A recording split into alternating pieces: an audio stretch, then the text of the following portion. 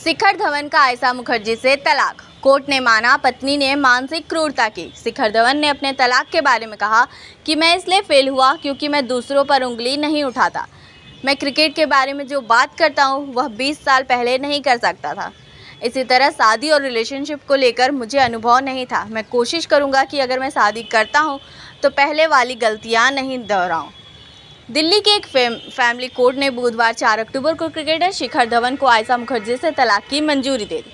Court ने माना कि आयशा ने शिखर के साथ मानसिक क्रूरता की। कोर्ट ने तलाक याचिका में धवन के आरोपों को इस आधार पर मंजूरी दी कि आयशा ने ना तो विरोध किया, ना खुद को बचाने में सफल रही।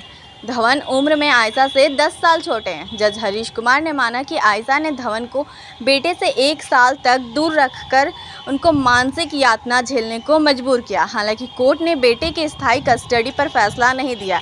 धवन भारत और ऑस्ट्रेलिया में बेटे के साथ जरूर वक्त बिता सकते हैं, उससे वीडियो कॉल पर बात कर सकते हैं। कोर्ट ने कहा, याचिकाकर्ता फेमस इंटरनेशनल खिलाड़ी और देश के लिए गौरव है। अगर वो भारत सरकार से मदद मांगेंगे तो ऑस्ट्रेलिया सरकार से बेटे की कस्टडी या मुलाकात के अधिकार पर मदद की कोशिश की जानी चाहिए।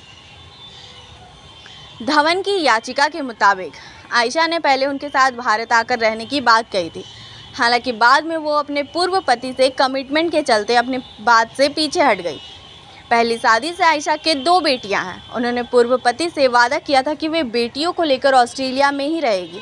कोर्ट ने इसे भी धवन का मानसिक उत्पीड़न माना। आयशा पर धवन के खिलाफ भारतीय क्रिकेट कंट्रोल बोर्ड के सदस्य और साथी खिलाड़ियों को अपमानजनक मैसेज भेजने का आरोप भी सही पाया है। हालांकि आयशा ने दावा किया था कि उन्होंने महज 3 लोगों को ऐसे मैसेज भेजे थे, लेकिन कोर्ट ने इसे मानने से इनकार कर दिया। कोर्ट ने शिखर धवन के इस आरोप को भी सच बताया। कोविड के दौरान जब वो पिता के साथ रहना चाहते थे तो आयशा ने काफ़ी झगड़ा किया था। आयशा के खिलाफ यह भी आरोप सच पाया गया कि जब बेटे को लेकर भारत रहने आई तो धवन को मजबूर किया कि उनकी 2 बेटियों को महीना का खर्च भेजे। यहाँ तक कि उनके स्कूल की फीस भी धवन को ही चुकानी पड़ी। ऐसे में काफ़ी समय तक धवन ने करीब 10 लाख रुपए हर महीने उन्हें भेजे। कोर्ट ने यह भी पाया कि आयशा ने जबरन दबाव बनाकर ऑस्ट्रेलिया में धवन की 3 संपत्तियों में 99% मालिकाना हक हासिल कर लिया। साथ ही 2 अन्य संपत्ति में भी जॉइंट ऑनर बन गई। ऑस्ट्रेलियन नागरिक आयशा का जन्म हिंदुस्तान में हुआ है।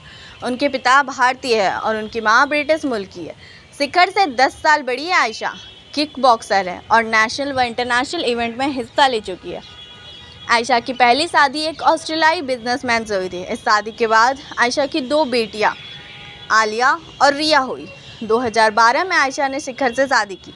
शिखर ने आयशा की बेटियों को अपना लिया। आयशा और शिखर के बेटे का नाम जोरावर है। शिखर ने आयशा को पहली बार फेसबुक पर देखा था और यहीं से प्यार की शुरुआत हुई थी। इस लव स्टोरी में हरभजन सिंह मीडिएटर थे।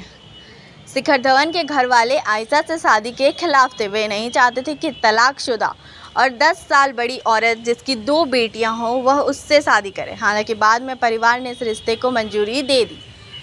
2012 में सिख परंपरा से शादी हुई। शिखर की बारात में विराट कोहली समेत कई क्रिकेटर शामिल हुए थे।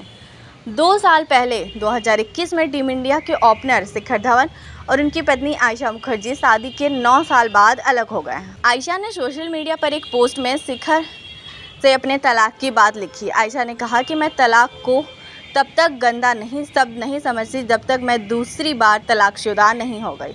आयशा ने लिखा था कि ये कितनी मजाकिया बात लगती है ना, शब्दों के इतने गहरे अर्थ हो सकते हैं। मैंने तलाकशुदा होने पर पहली बार इस बात को महसूस किया। जब पहली बार मेरा तलाक हुआ था तो मैं बहुत डरी हुई थी। मुझे लगता था कि जैसे मैं फेल हो गई थी और ज़िंदगी में कुछ गलत कर रही थी। मुझे लगा था कि मैंने सबका भरोसा तोड़ा और स्वार्थी हो गई हूँ। मुझे लगा था कि मैंने अपने पेरेंट्स, अपने बच्चे और शायद भगवान को भी निराश किया। तलाक तब मेरे लिए गंदा शब्द था। तो अब सोच कर देखिए, मुझे दूसरी बार तलाक से गुजरना पड़ रहा है। ये तो और भी डरावना है।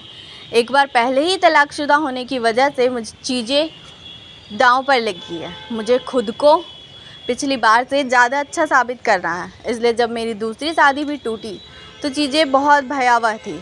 अपने पहले तलाक के समय मैंने जो महसूस किया था वह एक बाढ़ की तरह लौट आया। डर, नाकामी और निराशा पहली बार के मुकाबले 100 गुना ज़्यादा थी।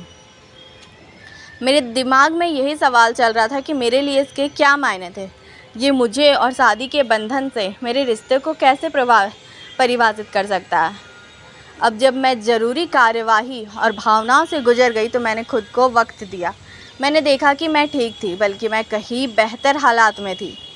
मैंने ये भी नोटिस किया कि मेरा डर पूरी तरह जा चुका था। सबसे अनोखी बात ये थी कि मैं पहले से कई ज़्यादा सशक्त महसूस कर रही थी। मैंने महसूस किया कि मेरा डर और तलाक शब्द को गंदा अर्थ देना मेरे ही मन का किया धरा था। जब मुझे ये बात पूरी तरह समझ आई तो मैंने इस तलाक शब्द को नई परिभाषा देना और इसे वैसे अनुभव करना शुरू किया जैसे मैं करना चाहती।